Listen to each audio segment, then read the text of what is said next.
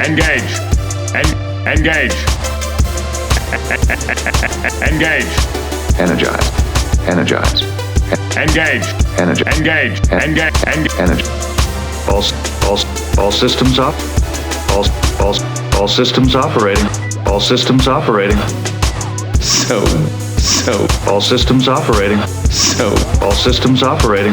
Savage life forms. All systems operating. Savage life forms. Welcome to another episode of Trek in the Valley, the non-encyclopedic Star Trek The Next Generation recap and rewatch podcast. We watch Star Trek. We talk about Star Trek. Pretty fucking straightforward. We used to be in the Valley. I still am. I'm Adam Ordall Quinnell. I'm holding things down in the 818. And I'm here with my co-host as always. Hey everyone, it's Al Hirt here. What's up? Mr. Al Hirt. What is up indeed, man? How have you been since last we spoke? I've been good. You've been good? You've been chilling? Yeah, I was just I just took a sip of water and it was like almost caught my throat. And then I went, Al Hirt here. Well, there you go. No, that's fine. Al Hirt, man. Al hurting his throat to do this show for you, the listeners. Yeah. Thank you. I'm ready to talk some Trek here. I don't know, this last week's episode was pretty rough, so I was looking forward to this one. So let's talk really quick about something about last week's episode. It was so lackluster, and it was like a season finale too. So we should have really done it up for it, right? But like, we didn't even do any of the stuff that we normally do, like where we do the synopsis and when it aired and like all that shit. We just was like, it's a fucking clip show. We have to talk about it because we're talking about every episode. Let's get it fucking out of the way. Yeah, that was like the first episode that I felt. Well, actually, there's been some bad the original series episodes, but those have been mostly because of like things aging and scripts being silly. Yeah, there's been some just overall bad though. You know, there has been some bad shit. There definitely has been some bad shit in the past, but overall, I would say it's pretty good. But yes, that was a stinker. And once you finish Enterprise, you'll know how bad it can get. Because the finale for Enterprise is very bad. And it kind of connects to this episode in some ways. But yeah, so not much has happened. This is the second episode we're recording of a doubleheader. We had some technical difficulties to figure out. Al destroyed his computer charging cable, presumably watching too much pornography. Yeah, I'm assuming that the amount of pornography that you had going just to the computer, it overloaded not only the chips and stuff, but the power, like the fucking power supply to the wall. Like that's the level of pornography, but yeah. So we figured it out because Al's a champion. Well, yeah, this interface is awesome too, though. The whole "it just works" thing, it really does. Al is blown away by this plug and play. I've always been haggled, you know. Every single operating system. I sent him a link and I said, "Hey, I guess if you were gonna get an interface in a pinch, this one's $60 and it's 2 channels. It's 2026. It's fine." You know, at this point, I don't know. I still get surprised. Like, I was at work the other day here, and my co-worker, he's kind of like this huge IT tech guy. And so he's very sufferable. So what you're telling me is he's definitely a sufferable fellow. But because we talk about sci-fi or whatever, but he was showing me this this keyboard he was planning on buying, and then there was like this separate number pad that he was planning on buying, and there was a joystick at one of the corners, and I was like, man, that is amazing. I was just like, things are just so customizable to it. There's something for everyone. And guess what? It probably just plugs and plays too. It's like, yeah, dude. It's 2026. Like, even it used to be work. It used to be Mac. It used to be Macs were harder for plug and play shit that weren't actual Mac, like Apple branded shit. But now, it's like I got a 10-key mechanical keyboard for Christmas one year. But yeah, great. Like I remember when I set up my GarageBand studio for the first time with the Scarlett, I was like, oh, you just plug it in and then you select the Scarlett in GarageBand. Right. And like, cause I come from the 90s, the late 90s, where we had a tape 4-track. So it was like a little cassette tape like that you buy at the store that you dub like, you know, albums to, a little cassette tape. Yeah. And it would go into this 4-track recorder. And how the 4-track worked is it would record 2 of the tracks on one side of the tape. And then it would record the other 2 tracks on the other side of the tape. So it's like tracks 1 and 3 are on one side of the tape, tracks 3 and 4 are on the other side of the tape, and it reads both sides as it plays so you can mix them. And then you'd have to be able to output it to something else, like your stereo or something else to record it to mix it to, because I didn't have like anything else. I just had like this Fostex self-contained 4-track. I still have one of them. But I just remember how hilarious it was when I was recording all my demos for an album that might be an album at some point last year. I was just like, Jesus Christ, like they don't sound great, but it's like they sound pretty good, and it's very easy to plug stuff in. Like drums are the hard part. But yeah, leaps and bounds, this plug and play technology. It's I know, seriously. They're placating us. Honestly, they're making it easier so that we are we're soft brained, and everything's so customizable, and everything's, I mean, it's expensive obviously because it's like proprietary keys, or specific products have specific, you know, nice little niche items for their specific thing. My big thing was I bought a keyboard, my first mechanical Bluetooth keyboard that like is a little project keyboard potentially, but I fucked up and didn't get I got the 2/3 size, so it doesn't have the number pad. I thought that would be fine. It's good. Get a separate one though. Well, but there you go. Here's the solve. Like I had it. And that smaller keyboard is good if I'm using like on my lap or whatever, you know, but I needed the number pad, and so I got a number pad one for Christmas from like my brother and his wife and whatnot. And it's fucking great. But yeah, you just turn it on, and then it just shows up in your little thing, and you select it, and then you're like, oh, I don't care that I'm being destroyed by capitalism because this was so easy. It used to be like maybe sometimes it didn't work, but now it just works. That's great. Yeah, it's a lot of... you did it, Steve Jobs. Anywho. You did it, Steve Jobs. Well, that brings us... this week. To this... Actually, Al. That brings us to our first segment of the fucking... And we're only 8 minutes in.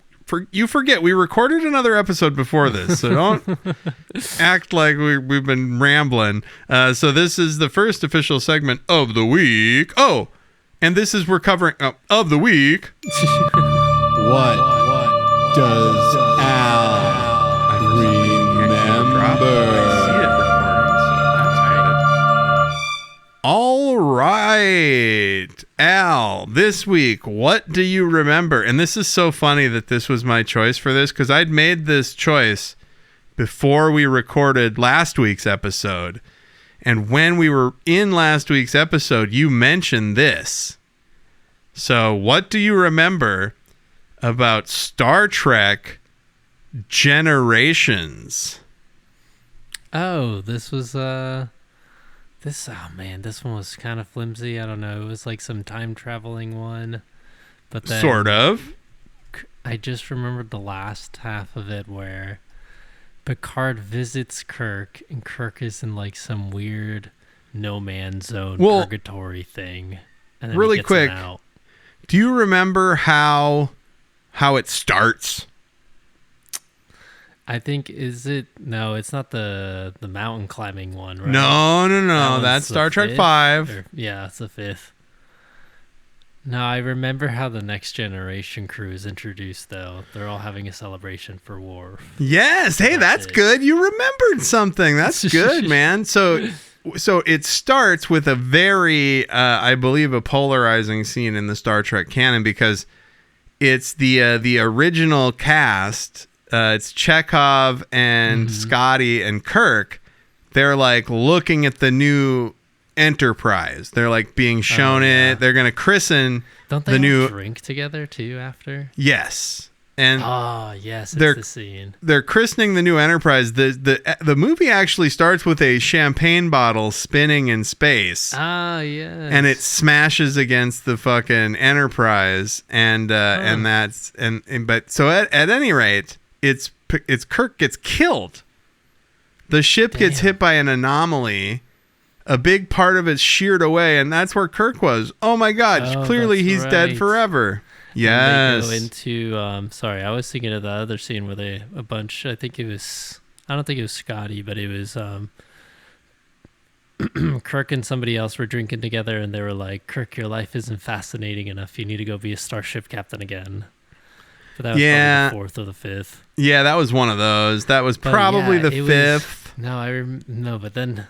I do remember picturing Scotty and Spock both looking out into like the nothingness of space from that dock. That's, I guess is covered by a force field, but it's like you see all this space debris and they're like, this is where Kirk was. Yep. Yes. But then it was like some bad guy who was in another reality. So who got hurt. It was like that whole Kelvin universe bullshit. Well, no. Yeah, this is before that because that's right, but it's like the same kind of premise of like some asshole from time was like, hey, this is fucked up and I'm gonna blow up what it things. is Malcolm McDowell plays he's the same race as Guinan. Yes, that's right. So Guinan is one of the refugees that are affected by this thing in the past that killed Kirk. And then in the present, they're all on a ship celebrating Worf's promotion or whatever. Then they're attacked by Klingons who beam Geordi to a planet that's going to be destroyed by this energy ribbon called the Nexus.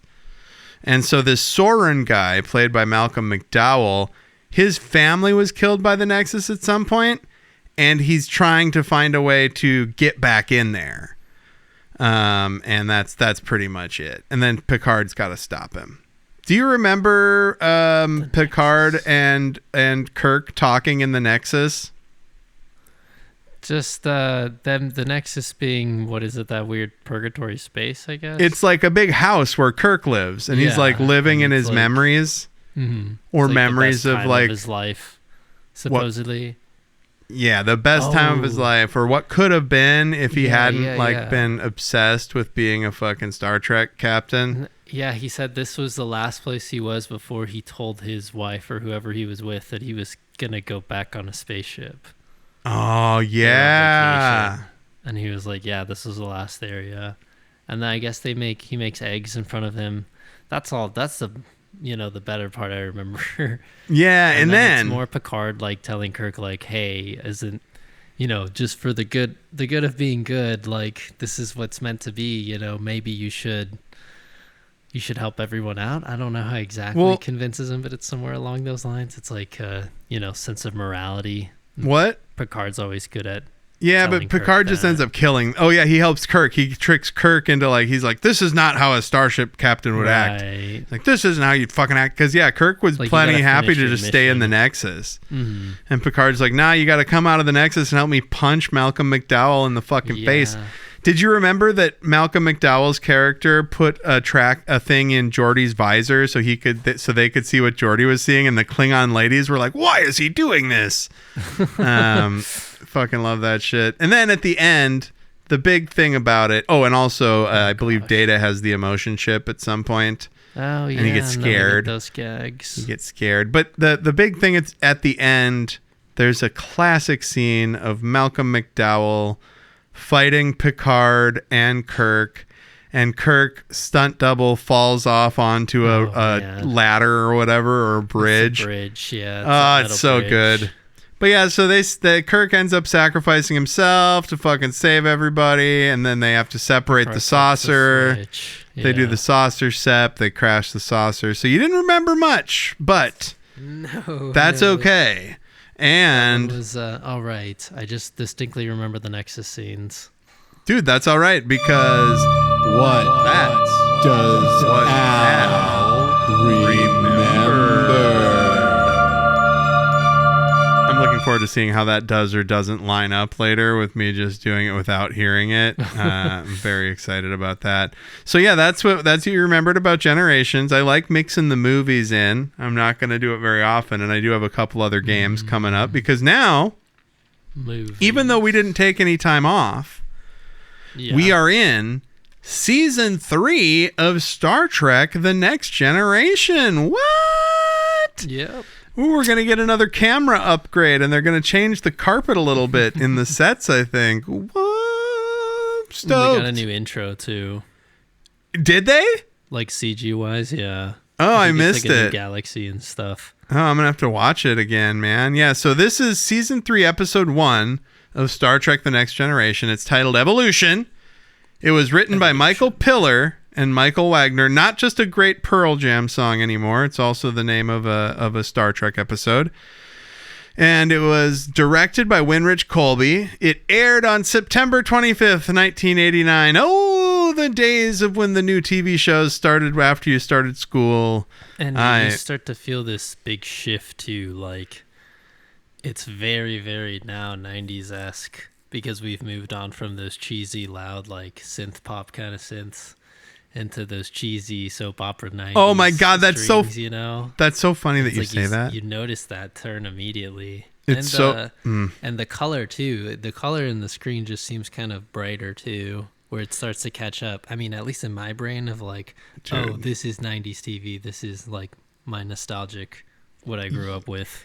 Yeah, and it's so funny that you say that because this episode opens, and we'll get to it in a second, with Wesley Crusher like falling asleep at his desk, and he totally fucked something up, and no, there's soap opera music underneath it. We'll talk about that.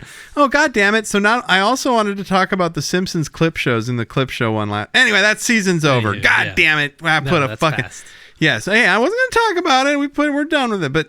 So this episode, the Paramount Plus synopsis is the crew fights for survival Oh, yeah. when a mysterious force attacks the ship's life support systems. And I guess that is somewhat true and not ultra spoilery. Did you recognize the guest star, Al? Oh, I don't remember my name, but more by character. I was like, oh, it's Dr. Kelso. From Scrubs. Yeah. Yeah. Ken Jenkins is the guest star this week. Okay. Yeah, and it's... He plays a hilariously named guy, I believe. And I mean, just to mention the whole, like, oh, it's in my brain nostalgia kind of thing. It's like, oh, here's a switch to TV. We're going to recognize, or I'm going to recognize at least the more of the guest stars now. Yeah, dude, as we get into the time when you were, yep. So, It's going to be dope.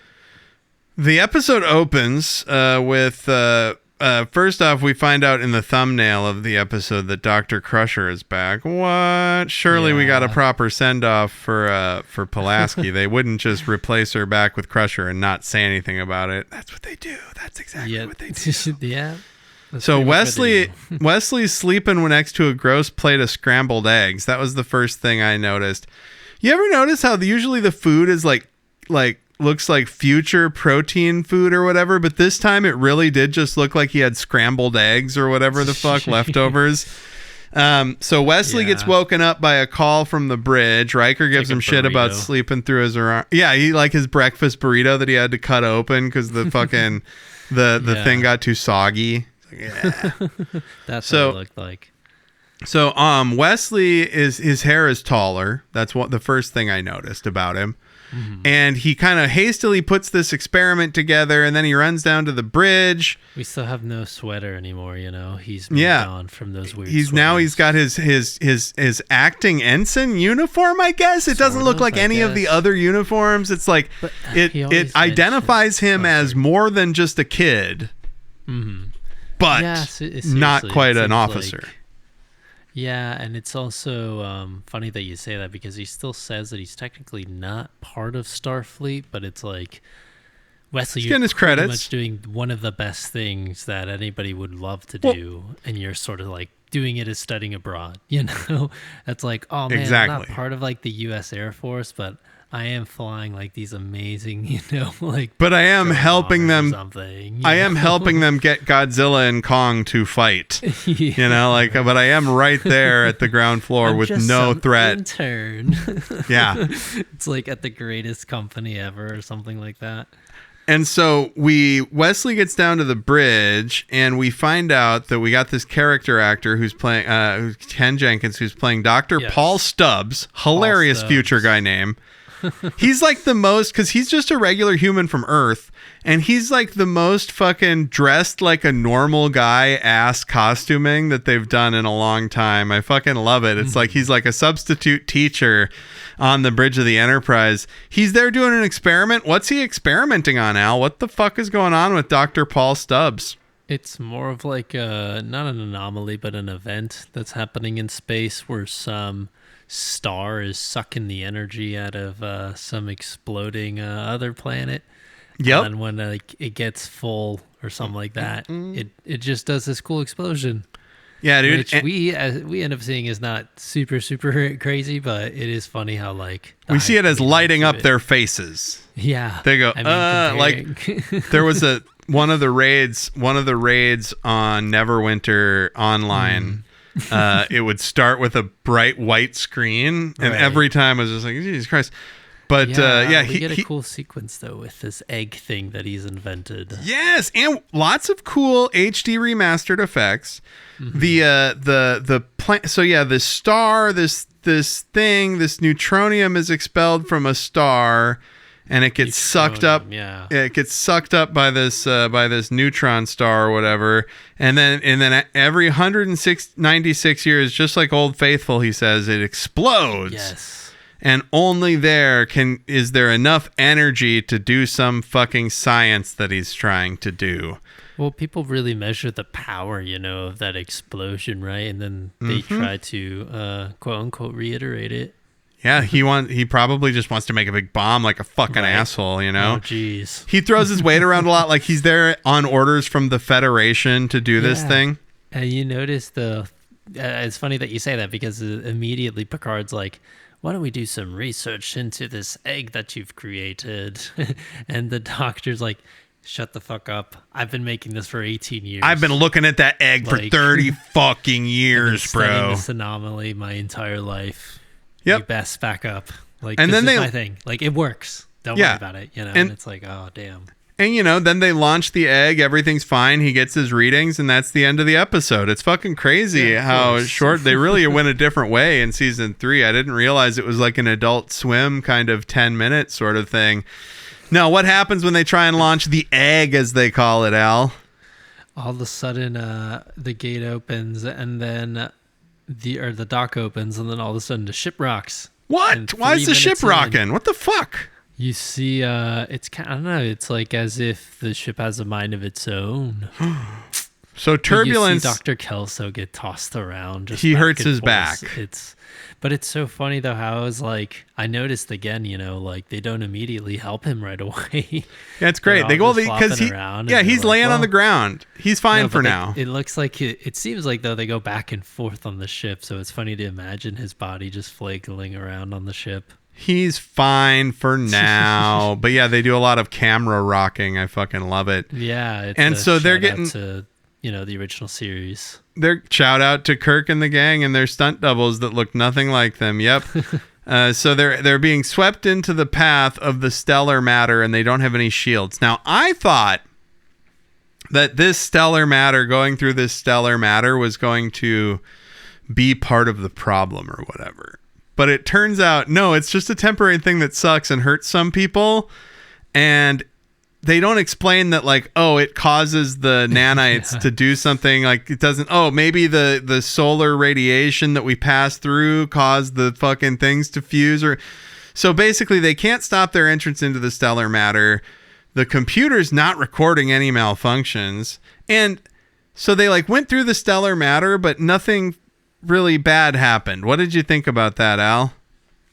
It was like some strange, I don't know, I guess anomaly. It was anticlimactic, I thought. Yeah, like, yeah. What the fuck? Like, so I thought that some of them were going to melt.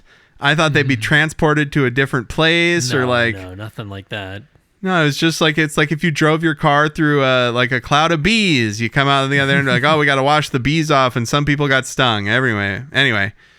This is also where we get our reunited Crushers, because she's working on Dr. Stubbs' back, and Wesley is talking with her, and he's like, I don't know if I wouldn't want my mom on my ship. There's lots of mothers are bad jokes. That's always fun in 1989 going on 90. Well, him and Crusher and Wesley have a very weird three-way exchange where they're talking about like mothers and being on the ship and how Wesley's like gonna be able to become a great man someday. He can see he's on the precipice of being the traveler. Yeah, and there's this trope though that's coming up of like he's too mature for his age, or because both have always been saying how annoying he is, but it's already been so many years on this ship that he's just eventually ended up just being another officer. I just kind of got it. Plays into later, you know. You're totally right, but I just kind of got it. The whole purpose of this episode is his mom is worried that he's too adult, but then he totally fucks up like an idiot kid. Exactly, and she's like, "Oh well." It's just a little worse, I feel. Good first reunited Crushers scene though. Yeah. Now, she says Wesley's too polite. She talks to Picard like, "What's Wesley like?" And Picard's like, "You're asking the wrong guy. I try to avoid the children." It's funny though because she's like, "Well, he's got an excellent record, has like an excellent, And she says, "No." And she's like, "No." She says, "No, as a human being. Tell me like as a person." And he's like, "Well, he is his father's son. He's all the things and more." I'm Picard. She's like, "Okay, cool, I guess." I just feel like we're not, giving him enough freedom to do, teenage shit. And right? And she's worried for nothing. Because she was gone for a year. She doesn't know. He fell in love with that one princess or whatever the fuck. He's like, Wesley's gotten around, man. That's true. But actually, also, you did forget one thing. After I'm fucking sorry, dude. Dr. Kelso, I'm so fucking sorry. She walks up to that food processor thing. Oh God, yes! And there's like water leaking out of this cup. She calls it the food slot. Yeah, she's like, "Excuse me, computer, turn off or there's something wrong with the food slot." I detect no issue with the food slot. I'm Majel Barrett. Yeah, and the computer's like, "There's nothing going on in the food slot," and so she turns it off. Check again. And she's like, "Nope, nothing going on." And then she goes, "Turn off the food processor, please." And it does. She turns off the food slot successfully. That's actually what I call my mouth is the food slot. I don't know. It was given like a ChatGPT thing where it's like, "Hey, that's not true." And they're like, "Yeah, the replicator. Isn't it called the replicator?" Yeah, it is a replicator. I don't know why she called it not a food slot. The food replicator. Slot in the replicator. I don't know. So but turns the food processor off. Maybe she forgot. I don't know. It's a new ship. She's like back on. We at Starfleet Medical we called them food slots. It's the new lingo. I can't expect y'all to be up on board. You're out here in the sticks. I was at Starfleet Medical talking about food slots. Yeah, replicators in the past. She's worried that Wesley's too polite, and it's just like, come on, dude. He fucking got drunk and took over the ship. He's a twat. Don't have to worry about him being too polite. Wesley and Stubbs go to inspect the egg, and he explains to Wesley, like, have you heard of what a wunderkind is? He calls himself a wunderkind. Yeah. It's like, come on, man. He's really up his own ass. Yeah, seriously. It's giving it's like not necessarily grooming because I knew it when you said evil. It's giving.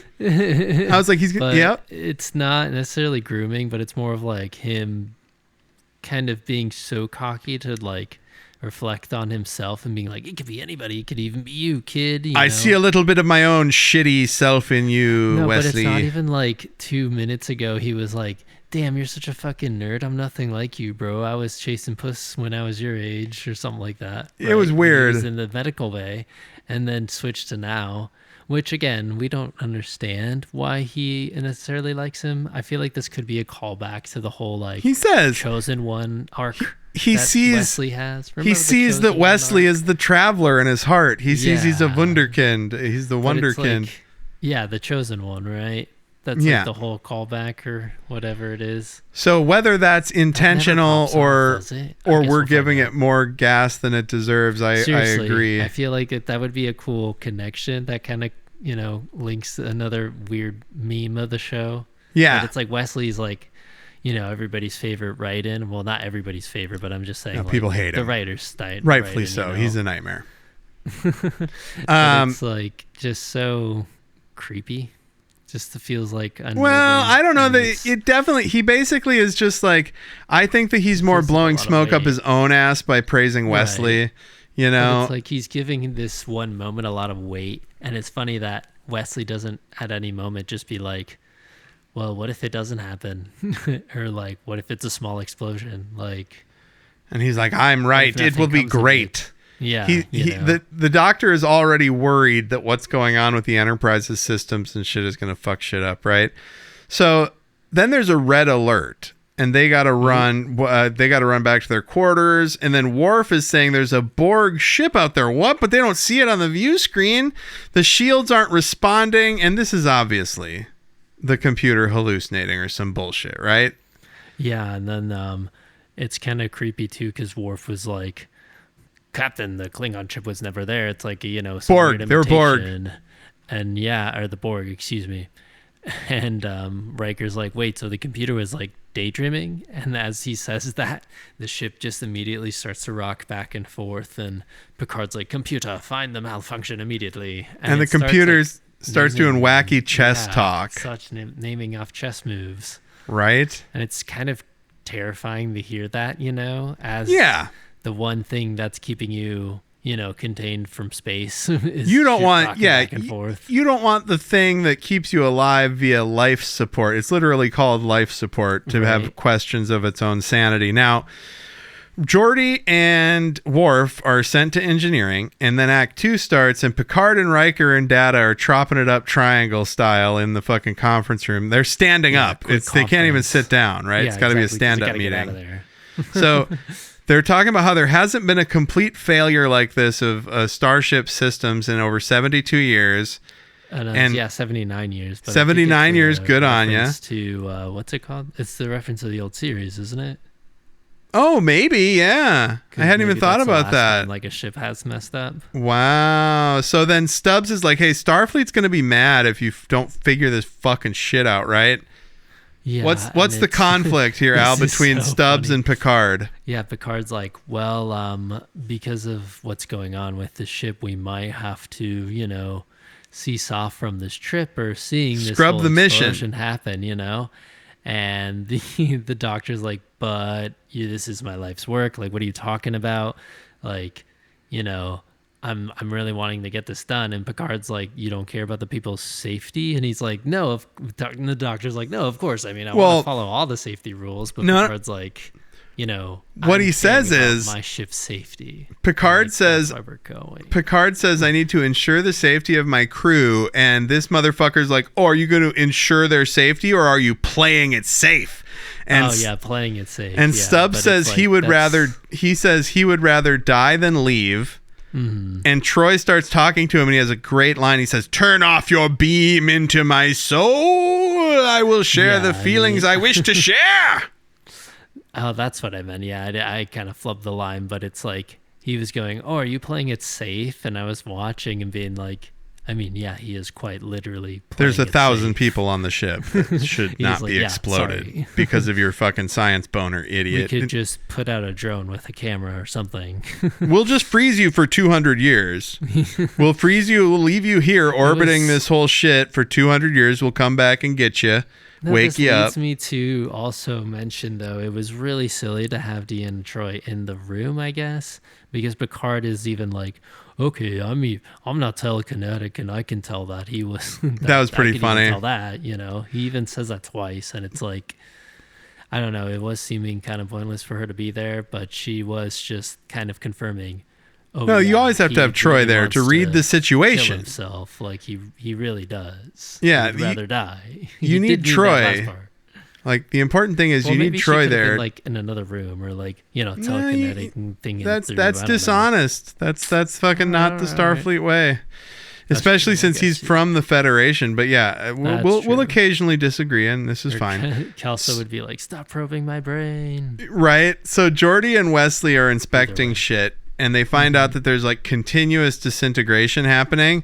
And like, look, if I didn't know any better, I'd say, one of them says, if I didn't know any better, I'd say someone climbed in there and is taking it apart. And Wesley's like, uh-oh. And then Wesley obviously thinks maybe his experiment had something to do with this, and rather than immediately telling Geordi and Picard, he goes to 10 forward to put up little traps. Yeah. And Guinan mentions she's been married a bunch. He thinks everything that's going wrong is his fault. It's the final project for his nanobots class, all right?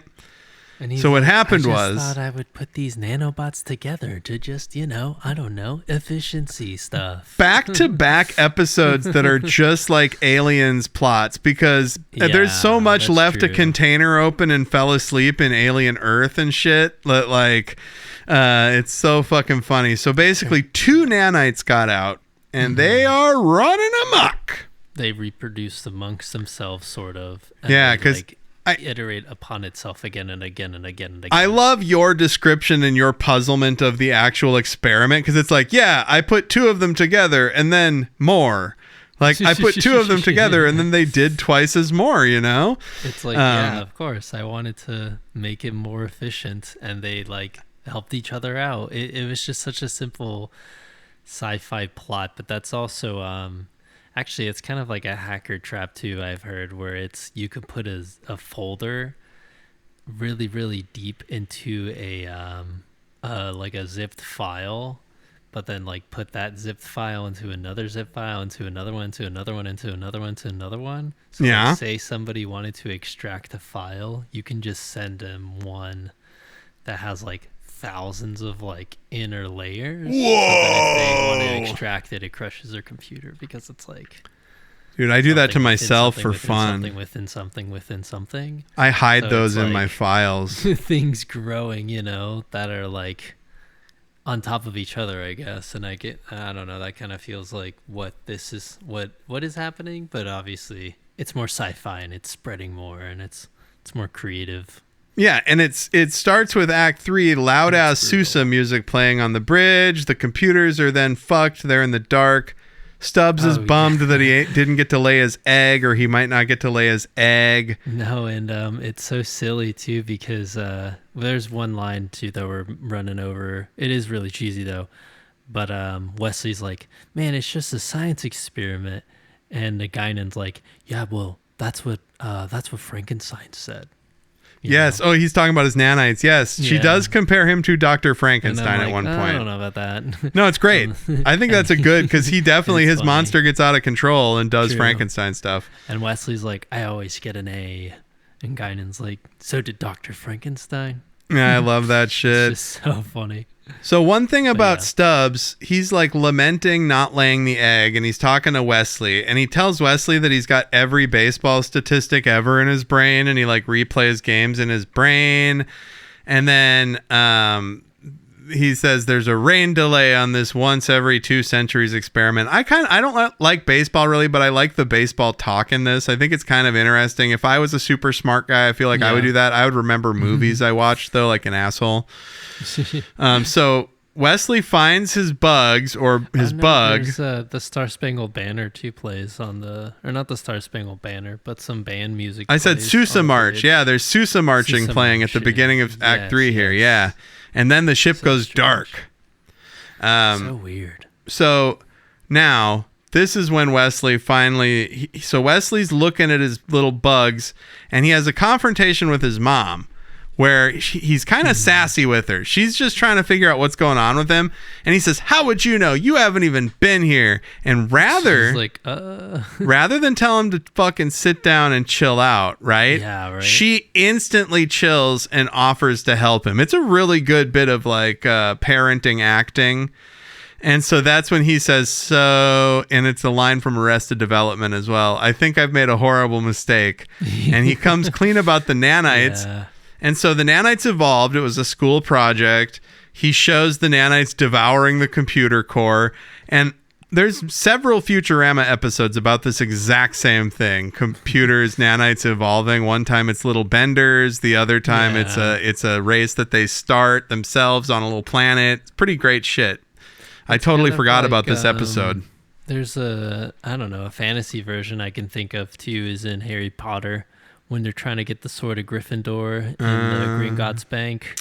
I don't remember any trap where if you touch one of the one of the treasures inside that vault, it's like a spell where it like repeats itself and it's yeah, and then like a they zip touch file. Yeah, that you like that extract, one. and it's a bunch of compressed Russian nesting doll of zip files, dude. Yeah, same it's shit. just like Russian nesting doll creep situations, but it's like all these little things biting away. I love the animation of it. Looks like a video game where you're trying to clear all the space with your little cars. They're just like scrubbing the fucking computer cores. Now that's the 90s thing, I felt. What is the big conflict between Stubbs and the Starship Enterprise people and Picard and shit? Well, it's just like safety for the crew versus Stubbs wanting to see this explosion and how like he still wants to stay. No. It's what does that's one of it, part of it, yes. But the conflict is Stubbs wants to exterminate the fucking little bugs. It's just a bunch of, nuts and bolts. And Dr. Crusher is like, my son created a collective mind. We're not going to exterminate. And Picard is like, we can't exterminate something that might be intelligent. He says there's still time. It's back to the whole, Starfleet respects all aspects of life. And all signs of life. Picard says there's still time. Wesley, Data, you figure out if we can remove them safely. If things get worse, we'll use stronger measures.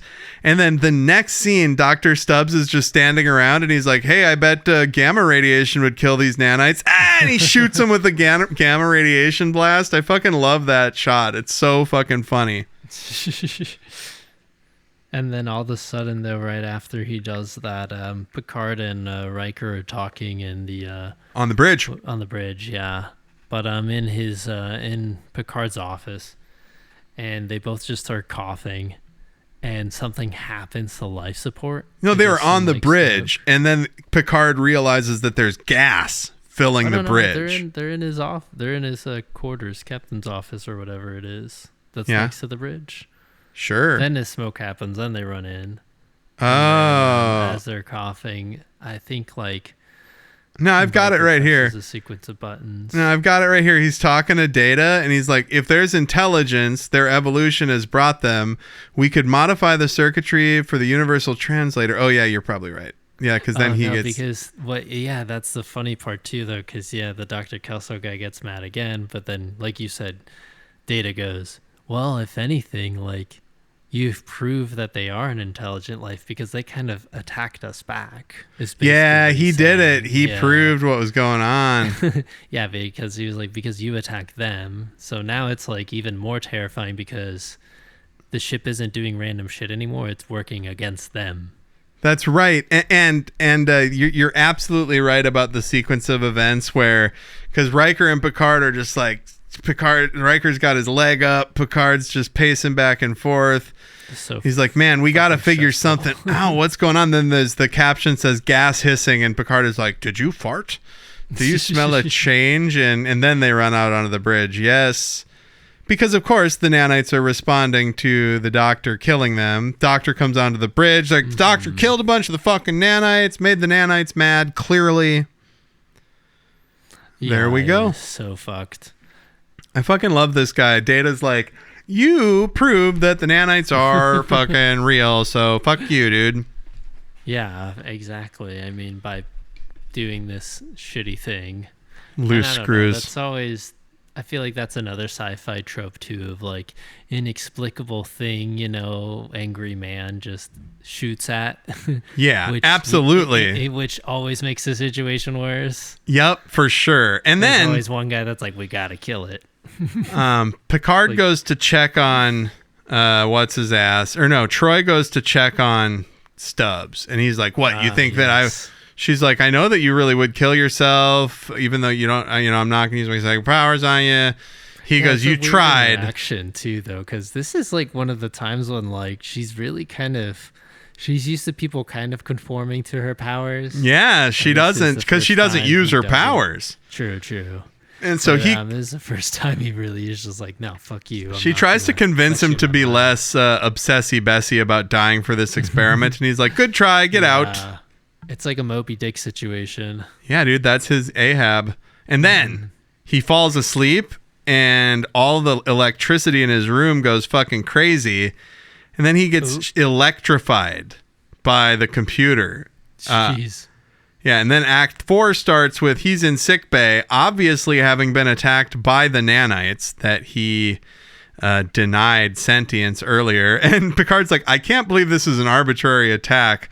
And so Data this whole time is working on programming the universal translator so that he can talk to them. And then that's right.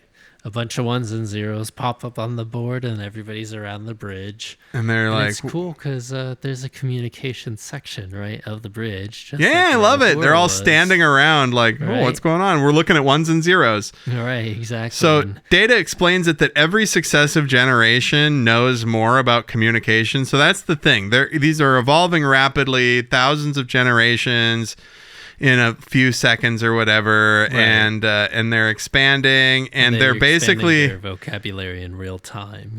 They basically tell Dr. Stubbs that he is going to have to apologize to the nanites and say that it was a mistake that he attacked them. And how does Data suggest they do this, Al? Oh, what? That how they wait, what was the question? Sorry. How does Data suggest they communicate this apology from Dr. Stubbs to the nanites? To like hook them up to Data?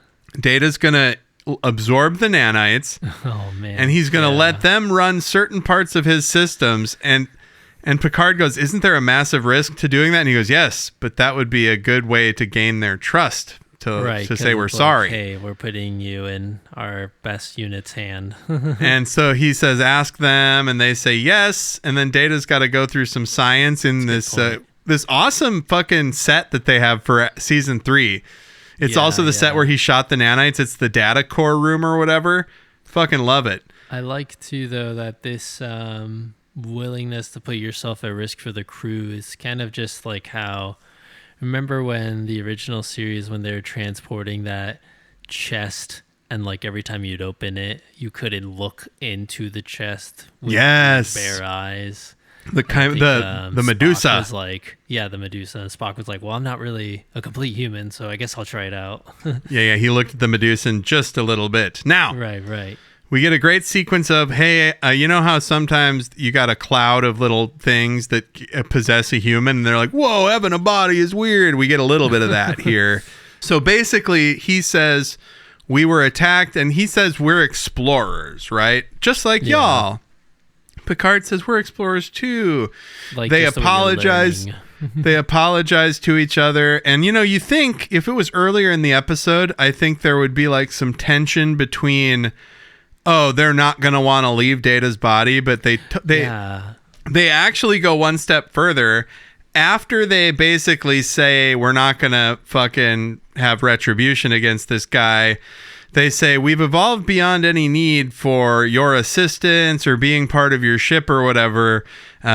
This ship is actually too confining. We need you to drop us off somewhere. So, like, that's all it took was just talking to them and then being like, we actually don't want to hang out with you anymore, so we're going to leave Data. Like, usually it would be, oh, they are controlling Data and they don't want to leave, and it's a 2-part episode. But no, they did it. But it's like that Gene Roddenberry-esque ending of yes, like, such tying a big it all issue, up. and it's just being like, oh, okay, cool. But I do like also is the great mediator, the great leadership skills that Picard shows is like trying to say, instead of like, you guys will both stop fighting, it's more of, end this pointless conflict, and neither side will lose anything. It's more of like from their point of view saying, hey, you'll lose nothing if you end this right now. And of course, because Dr. Kelso's like begging. Dr. Kelso. Like, right? It's like, or what's his name? Stubbs. Dr. Stubbs. Stubbs. Sounds like a baseball player. Right? Stubbs on the plate. So they lay the egg. Yes. They lay the egg. To do and dude gets to do his science after all that fucking shit. And then Crusher and Guinan have a chat about having kids. And then Wesley comes in with his hand around a lady, and Crusher's like, oh, he's got friends and stuff. I was wrong. Anyway, who's this lady? Who is this bitch? No, Guinan, what do you know about this bitch? No, Crusher is just like, man, I don't know if Wesley's even going to interact with other people and get some. And Guinan's like, why do you think I made this bar? Like, people need to hang out. Yep, and there you go. friends. Wesley is socialized, even though he's basically being homeschooled. He lives in his school and flies through the galaxy, zipping around out there. And that is the end of season 3, episode 1, Evolution. Al, what did you think? I like the crazy scientist kind of gimmick of like, no, we have to stay even if it means death, and then like the wacky ship gimmicks. There's like a lot you of always said. there's a lot of mad science. What was that? They don't land on a planet. They They're don't. always It's zipping just around on the out ship. there. They're just on the ship. And I love how there's a lot of mad scientist stuff going on. He's doing science stuff. Wesley did science stuff. I don't think they discuss enough about the fact that Wesley created sentient life from nanites because we didn't talk about that. He got the nanites from the medical bay because they do like they're made to do one very specific thing, and he put two of them together, which apparently nobody had done before. I guess, nobody that created the nanites thought we'll put two of them together and then they both lift something. I don't know. That's why Wesley's the chosen one. They Wesley never knew how to put created them a together. new life, a new sentient cloud of nanites.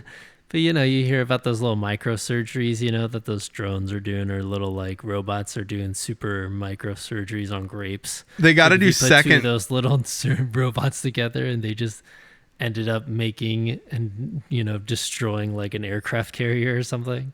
Yeah, absolutely. What the hell? They have to do second contact with the Wesley Crusher created nanite race and just see what's up with them after billions of subsequent generations. This is the second or third time he's endangered the entire crew. Oh, but he wasn't as annoying this time for some reason. I don't know what it He is. just fessed up, and like Picard's already super tired of scolding him. I think it's his tall hair. Right, but also Picard was also like, hey, I'm too old to scold this 18-year-old, so I'm just or 17-year-old, so I'm like over it.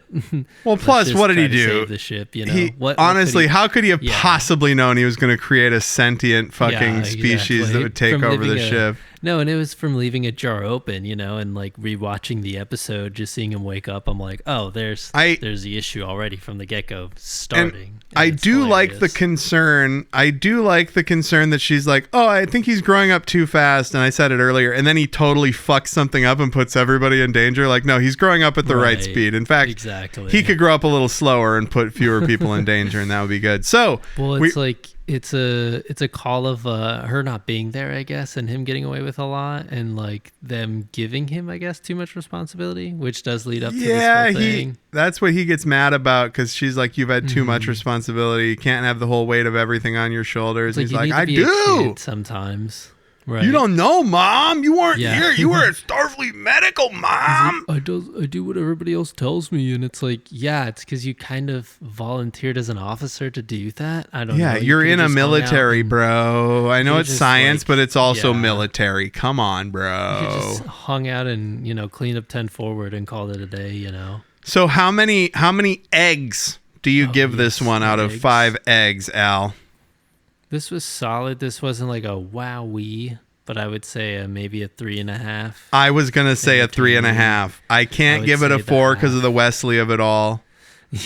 I mean, even that wasn't too bad. I just thought the it was Wesley missing some punch. I do like the ship gimmicks. I was admittedly creeped a little bit when, as they were like weaving and crashing, there was a whole like the random chess move sequences. That was kind of creepy. That was like, oh, that's unnerving, Right? That's like, imagine crashing, in a plane and just like hearing your sensors just not say gibberish, basically.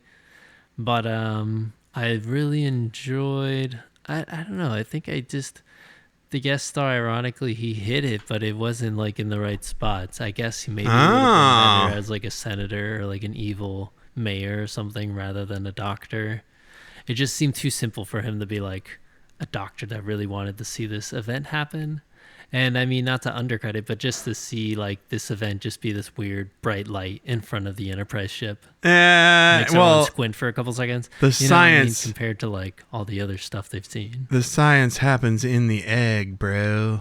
It's all in the egg. So we each gave it 3.5. That's good. Yeah. 3.5 science eggs. So that brings us to our final segment of the afternoon. Captain, Adam and Al are recommending things. I repeat, Adam and Al are recommending things.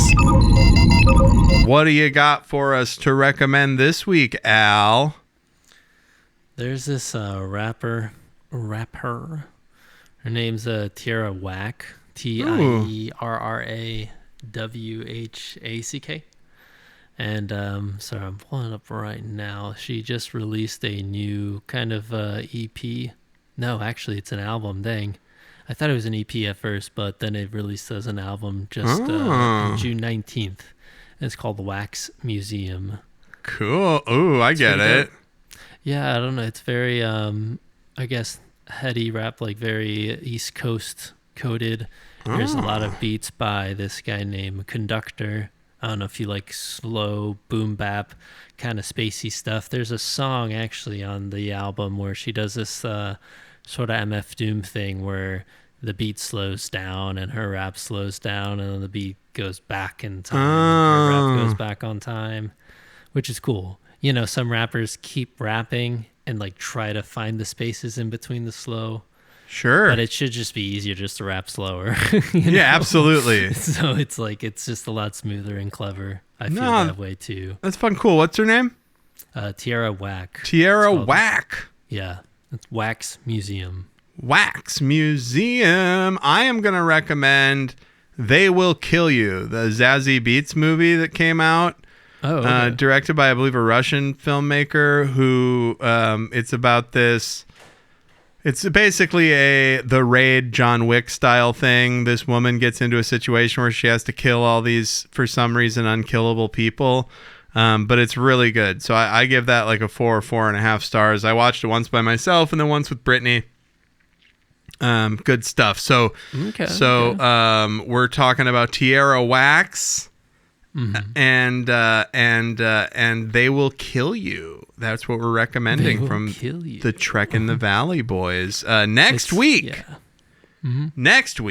we will be discussing season 3, episode 2 of Star Trek: The Next Generation, Ensigns of Command. What? The Ensigns of Command. Ensigns don't command. That's very strange.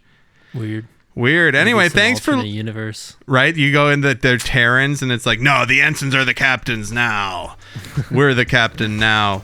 Anyway, thanks for listening, y'all. Thank you so much for listening. Do everything in the bumper. Bye. Bye. 170. Trek in the Valley is brought to you by Adam Ordall Quinnell and Al Hirt. The theme was produced by Al. The episodes are engineered by Adam. You can email the podcast at trekinthevalley@gmail.com, or you can search for us on Bluesky and Facebook as Trek in the Valley and follow us over there. Please be sure to like, subscribe, rate, review, whatever you do on your podcast apps. It really helps us out. And never forget, always explore strange new fucking worlds.